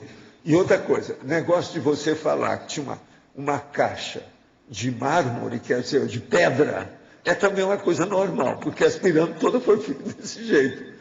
Tem uma opção de coisa que bate, mas você não acha aquilo do jeito que eu achei. Então eu procurei, vi uma opção de coisa que parecia, essas coisas que estão levantando até hoje aí, fazendo exumação lá, de material lá no Egito, mas... Valdo, tem um pintor chamado Maxfield Parrish. As pinturas dele do Egito têm essa cor que você fala, essa luminosidade daquela hora. Aquilo chama a atenção na pintura dele. As pinturas dele sobre o Egito, elas têm exatamente essa coloração. Havia um mestre cervejeiro, que eu tive contato com ele, e ele era pirado em matéria de maníaco sobre o Egito. O cara era de base alemã, brabo, personalidade forte, e ele gastava todo o dinheiro dele para comprar peças egípcias antigas. O negócio dele mais sério era ter tudo quanto era papiro ou qualquer coisa nesse sentido que fosse do Egito. Agora, ele me mostrou uma porção de coisa daquilo. E eu falei assim, vê se você acha alguma coisa nesse sentido. Não tinha nada nos papiros dele, nas coisas todas. Ele, alemão, já tinha aprendido os negócios tudo do egípcio antigo, as coisas todas que tinha, sabia aramaico, sabia essas coisas todas, para examinar tudo. Ele não viu nada, mas ele falou assim, isso é fascinante isso que você fala. Tem coisa que é assim mesmo. É assim mesmo. Isso aí é uma coisa fascinante. Onde é que você tirou isso? Só pode ser que você viu alguma coisa no passado mesmo. Agora, tem que ter.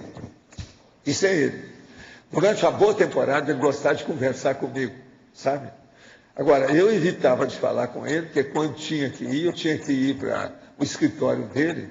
Ele era mestre cervejeiro, então eles gostam de dar a cerveja crua para você. A cerveja crua é aquela que não foi pasteurizada, é a melhor que tem. Então o chopp que tem lá tem muito mais sabor.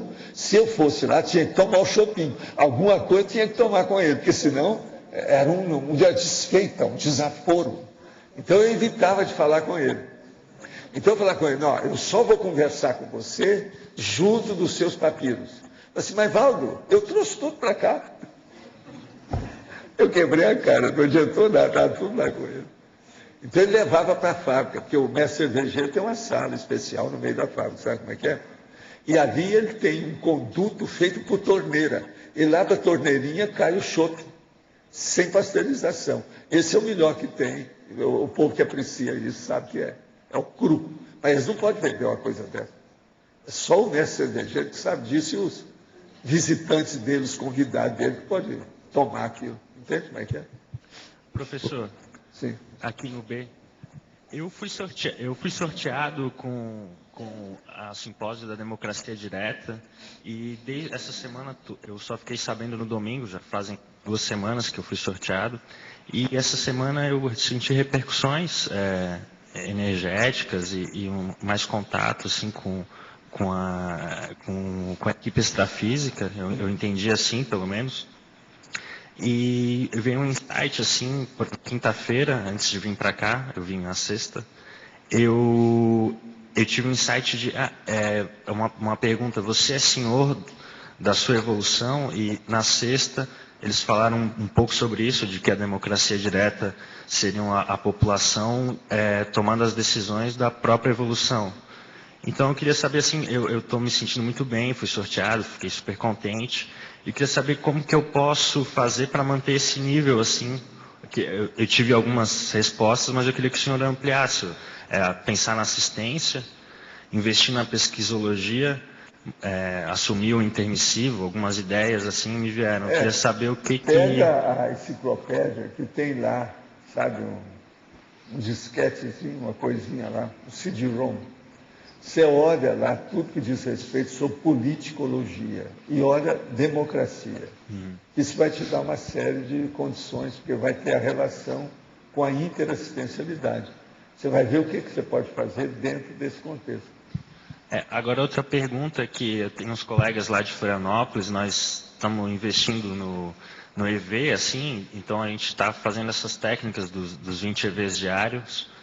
E um dos meus colegas, ele não se adaptou muito bem aos 20 EVs e ele passou a fazer uma técnica diária de 2 horas de treino energético. Eu queria saber, nós conversamos um pouco, eu dei a minha opinião para ele, mas eu queria saber o que vale mais a pena, fazer os 20 EVs ao longo do dia ou um treino intensivo? Do seu temperamento, o que você gosta. O processo é você dominar o estado vibracional.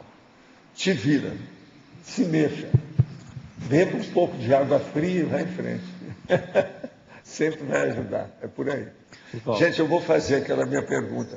Aquela pessoa que chegou aqui perguntou sobre a serenona. Ela está aqui, que eu trouxe aqui os dados para mostrar para a pessoa o que é o dia. A pessoa não apareceu. Eu não sei quem é. Ah, foi você? Oh, mas que coisa. Nós conversamos tanto ontem, eu nem vi que era você, porque o negócio foi tão rápido. Então, ó, marca aí. 23h30, quarta, no quarto de dormir, dia 18 de maio de 2011. Eu estava, ela apareceu por causa do caso do dicionário. Ela apareceu com a fisionomia de jovem, 10 anos, mais ou menos, parecia. Isso foi depois da hipnopompia. Agora, uma nitidez absurda. Ela estava como se estivesse viva na minha frente. Uma pacificação total do jeito dela, lindérrima. Agora, ela estava como eu conheci na época que ela foi minha filha. Agora, a roupa era branca e eu coloquei aqui um ponto de interrogação. Isso tem alguma coisa que ver com alguma ressoma dela? Eu não sei. Por que ela apareceu assim? Eu não sei, até hoje. Então, só para dizer para o senhor, confirmou. Foi naquela data mesmo. Ah, foi essa aí? E é dia do meu aniversário também. Ah, foi? Foi. Então, coincidiu aí. Vê se aconteceu alguma coisa boa. Sim, várias. Você não viu menina nenhuma perto de você? Poxa, eu não vi. Ela é uma menina morena, clara, bonita, cabelo cheio, mais escuro, e a roupa muito branca. É roupa dessas que as mulheres gostam de fazer com aquelas filigraninhas, aquelas coisas assim, a blusa branca, sabe? Tem mulher que gosta disso. Aqui eu não sei se tem alguém. Hoje está todo mundo de blusa, você não vê qual é a camisa. Aquelas camisas que tem, igual que tu faz em Pernambuco, os birros, aquele negócio. Tipo renda, mas agora com filigrana. É isso que era a camisa dela.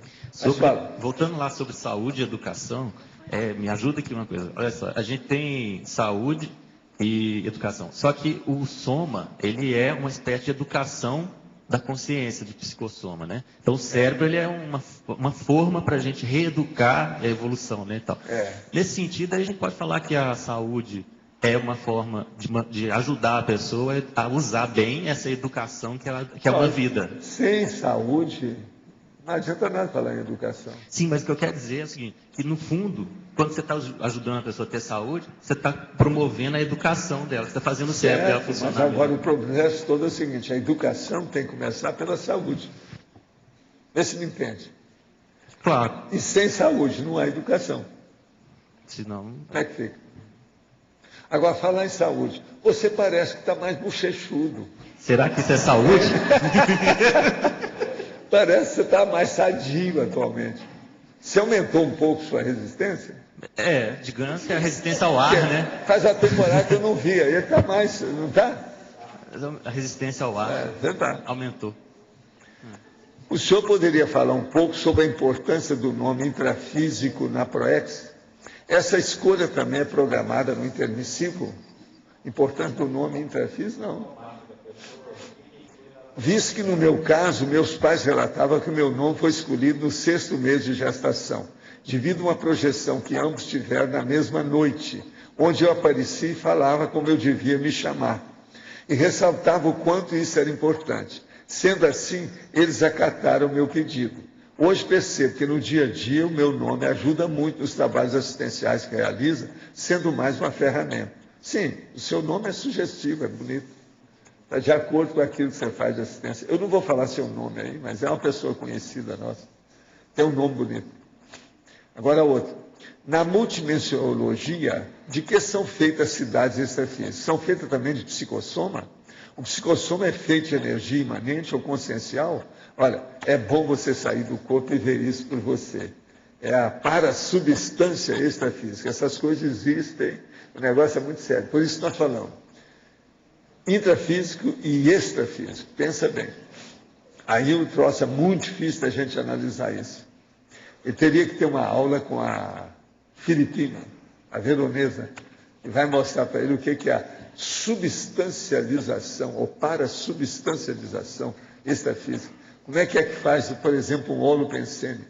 E outra coisa, a Filipine levaria esse nosso amigo fora do corpo para visitar as coisas da baratosfera, que chega lá, parece uma fortaleza mais densa do que a Cité de Carcassonne. O negócio é uma pedra, aquele pedrão, extrafisicamente, parece que aquilo lá nunca vai acabar. Às vezes é muito mais sólido do que aqui. Como é que você vai entender? Durma com um barulho desse. Não é fácil. Escuta uma coisa, você depois me devolve o livro, né? Você está guardando as coisas, sei lá o que sei lá o que é. Onde é que está o livro? É agora, você me dá, eu vou entregar, o homem vai chegar aí logo. Olha lá, ele tinha guardado mesmo. Agora, ó, de qualquer maneira, eu te agradeço, porque isso mostra que você gostou do exemplar. Ele gostou de alguma coisa do livro. Eu só estou te mostrando para você saber como é que é. O homem vai chegar logo, aí eu vou entregar para ele. Tem pouco tempo. Professor... Hoje é sábado, ele deve chegar amanhã às 23 horas da noite. Então eu tenho que deixar tudo aí para entregar para ele. É o Pedro. E outra coisa, o Pedro queria levar, antes da viagem, ele queria levar esse volume. É que não está pronto. Antônio, você vai receber um exemplar, 268 páginas. Por favor, leia a página 267, que eu estou pedindo encarecidamente a sua heterocrítica. Tá certo? E o senhor tem uma semana para dar a sua sentença. Degola, queima, ou o que faz? Vai para a fogueira, vai para a forca, vai para que lado? Tá certo? O dedo para cima ou o dedo para baixo? Tá certo? Professor Valdo? Sim. Será que o senhor podia descrever para a gente a veronesa? Como é que ela é? Olha, eu vou descrever como essa menina ali, que parecia ser uns 10, 12 anos. É uma adolescente lindérrima, entende? Ela não é assim, né? Não tem rosto, por exemplo, de rainha, de princesa, não é isso? Mas ela é vistosa, ela tem uma coisa que acalma você, pacifica, dá vontade de você chegar, envolver, abraçar, entende como é que é? É uma veneração. Mas ela é loirinha? É loira?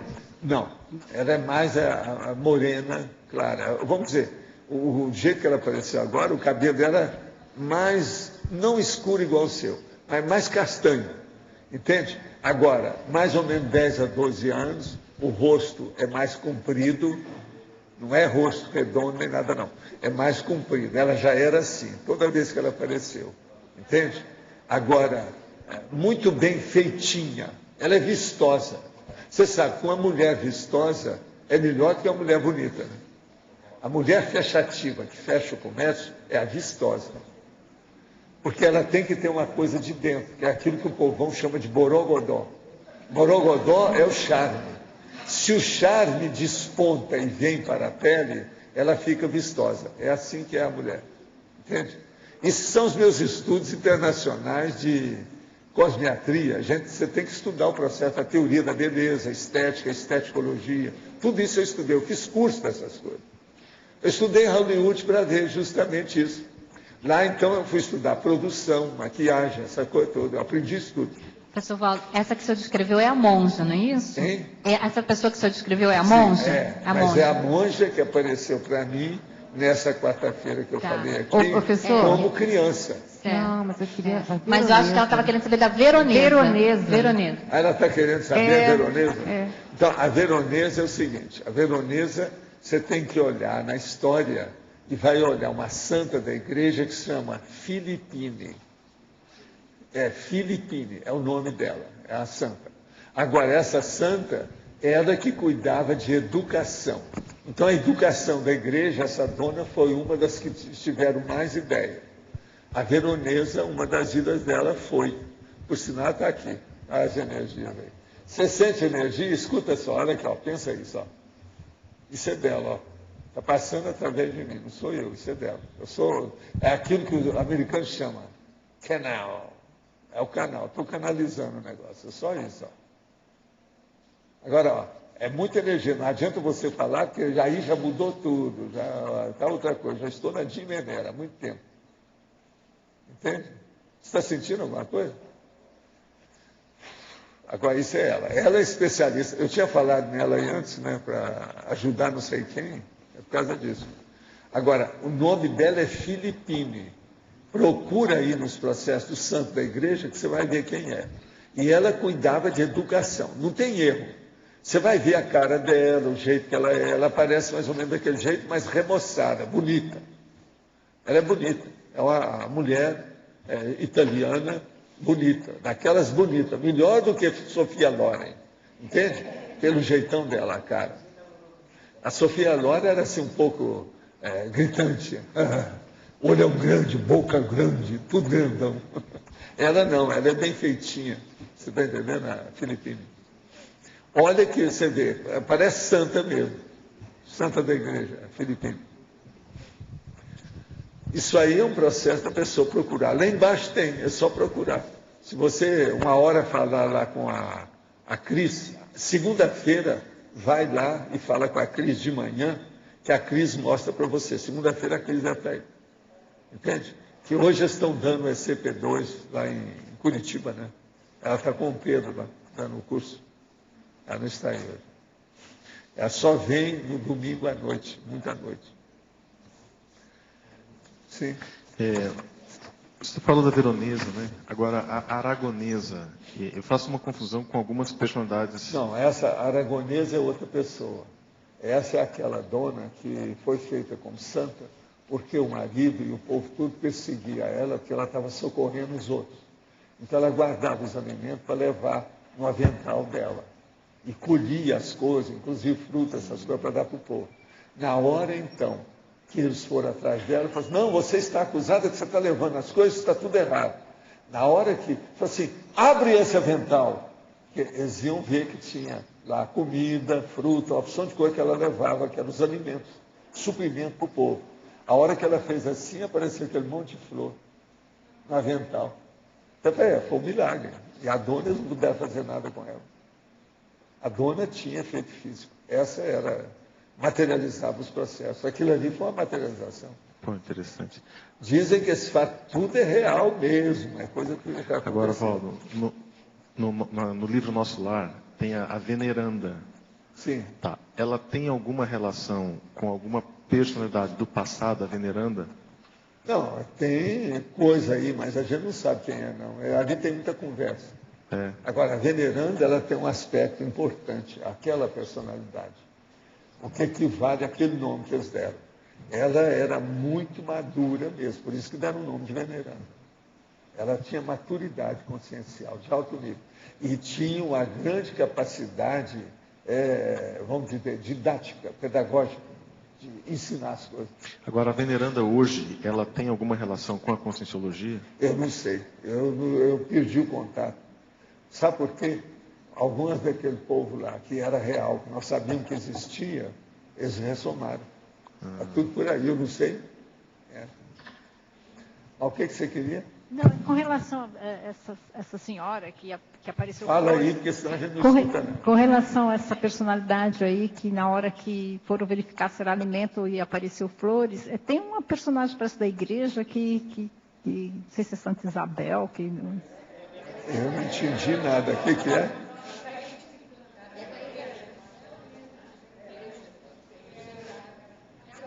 É a própria, não é ela, é a santa. Por exemplo, só para embolar seu meio de campo, você já viu falar nesse Quando a Religião Termina? Não, que é um livro do Marcelo da Luz? Já vi falar, mas não. O Marcelo da Luz, quando veio aqui, eu vi quem é que ajudava ele. Você está entendendo? Agora, é cara de alto nível que já pertenceu à Igreja Católica. É o que inspira ele, que dá aquilo que eu chamo de achegas matemáticas, extrafísicas. É um cara da igreja. Esse é um baita, alto nível da igreja. Mas é uma grande personalidade. Está ligado à Conscienciologia, então. Está ligado comigo, é meu conhecido de muito tempo. É de casa. A gente jogar truque junto, né? Tomar chá de madrugada. Então, eu tinha dúvida, é um fato verídico, então, né? Tem muita coisa que é. Gente, então, depois dessa, eu agradeço a presença de vocês, com tudo que é que tem, todas as manifestações de hoje, e os nossos comerciais, por favor. Obrigado. As pontuações de hoje: 110 assinaturas no livro de presença, 31 perguntas presenciais, 10 perguntas online, 51 votos presenciais e 9 votos online. Hoje os recados são do Fernando sobre o Conselho dos 500, a Alzira sobre o curso com Sintrafor e a Fabiana sobre o Congresso Serenologia. Solicitamos a todos atenção aos recados.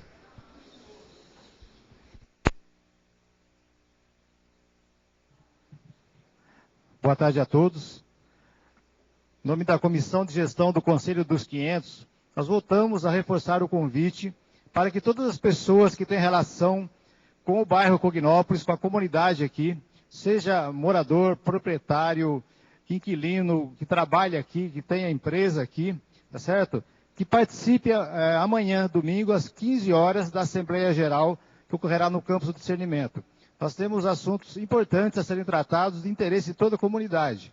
Então, todos estão convidados. Se não é conselheiro ainda oficialmente, se cadastra no ato lá e torna-se conselheiro e pode participar e votar. Então, mesmo aqueles que não estão participando do simpósio, isto é, aqueles que não fizeram inscrição no simpósio, não tem problema, pode comparecer, que a Assembleia é aberta a toda a comunidade, a todos os conselheiros. Então, amanhã, às 15 horas, a reunião vai ser curta, mas ao máximo 1 hora e 15 de reunião. Então, nós pedimos a vocês, compareçam a essa importante reunião, vamos decidir os assuntos de interesse da comunidade aqui. Obrigado.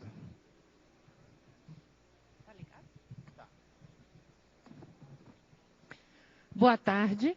O nosso convite são para todas aquelas pessoas que ainda não identificaram qual é o seu Trafor marcante. A Consus convida para o curso com Sintrafor. Qual Trafor identifica você?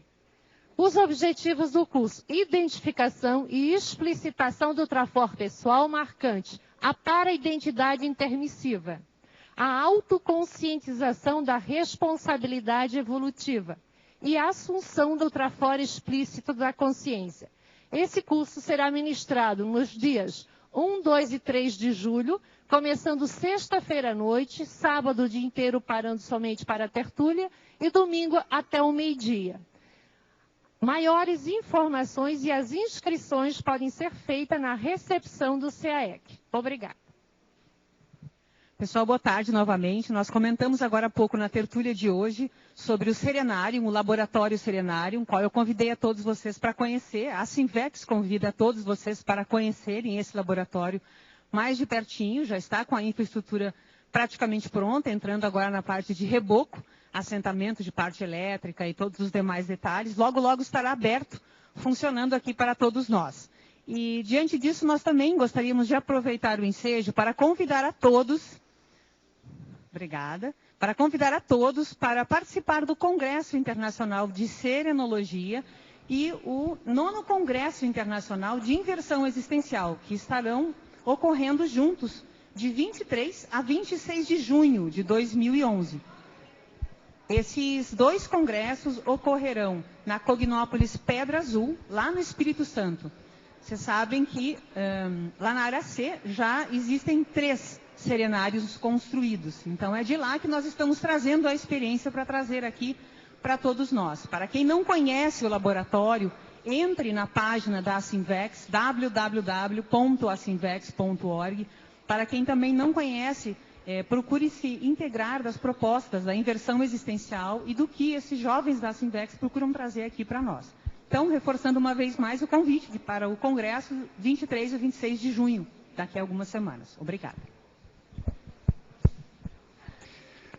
E o verbete eleito para amanhã é segredo político, a especialidade politicologia. Contamos com a presença de todos e até amanhã. Obrigado.